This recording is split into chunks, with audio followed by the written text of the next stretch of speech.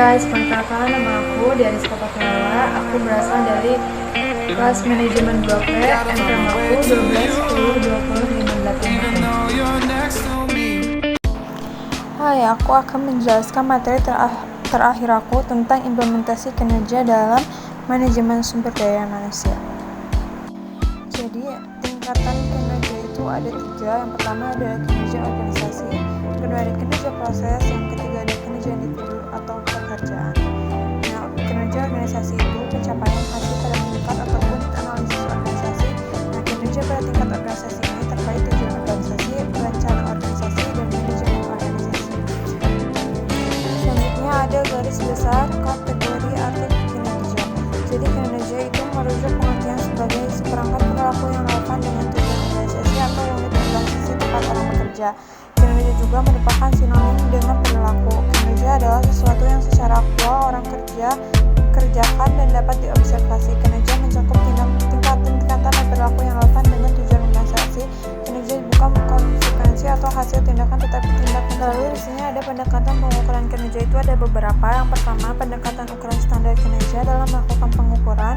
Lalu ada aspek pengukuran kinerja. Selanjutnya ada yang ketiga dan jenis ukuran kinerja. Yang keempat adalah ukuran kinerja dalam dimensi kualitas.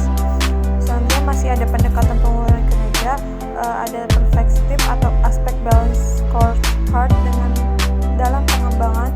Lalu ada indikator untuk mengukur kinerja organisasi, indikator penilaian kinerja organisasi. Lalu ada ukuran kerja pelayanan dikembangkan menjadi 14 unsur untuk pengukuran IKM. Lanjut, yang terakhir ada indikator kinerja organisasi yang dijadikan pedoman penyusun laporan kinerja.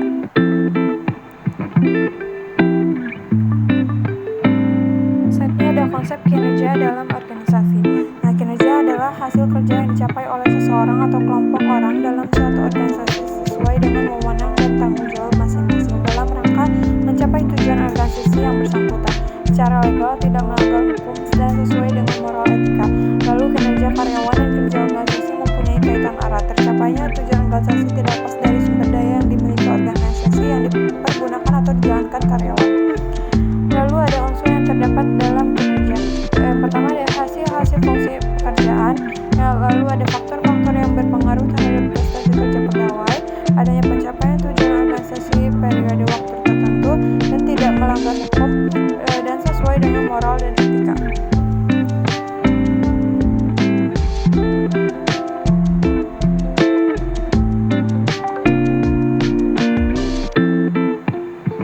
Lalu ada fungsi pekerjaan kegiatan yang terkait kinerja organisasi perusahaan.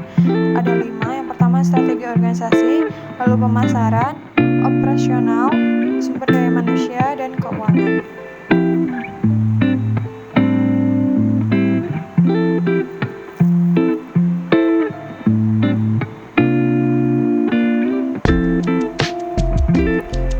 Lanjut, ada indikator kinerja organisasi itu ada beberapa. Yang pertama, performa harus meraih hasil dan semangat untuk menghasilkan nilai. Lalu ada hasil dapat diukur sehingga input dan output dapat dikuantifikasi. Lalu ada unit dan persoalan yang diukur kinerjanya harus memahami metode penilaian dengan penjelasan. Lalu ada hasil penilaian yang dapat dikomunikasikan segera.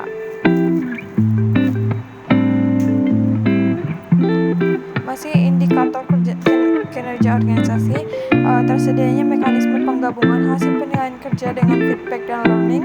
Lalu ada terhubungnya objektif dengan kebijakan insentif dan kebijakan pegawai. Lalu bersifat seimbang antara orientasi keberhasilan jangka panjang dan jangka pendek.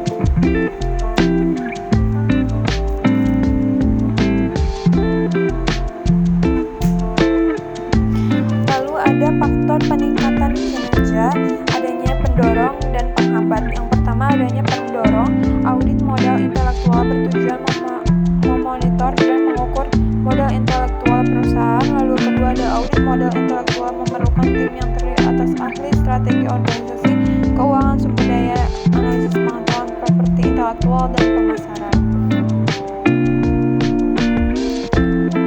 Lalu adanya penghambat itu adanya masalah yang lekat dengan sistem pengukuran manajemen pengetahuan itu sendiri. Selanjutnya ada sulit mengidentifikasi hubungan langsung antara intensif manajemen pengetahuan dengan performasi perusahaan. Lalu ada manajemen biasanya meminta indikator kasar kasat mata seperti dampak terhadap reformasi keuangan dan organisasi lainnya. Lalu ada semakin beragam dan kompleksnya stakeholder atau pihak berkepentingan terhadap eksistensi perusahaan. Sekian dari saya. Thank you for watching. Don't forget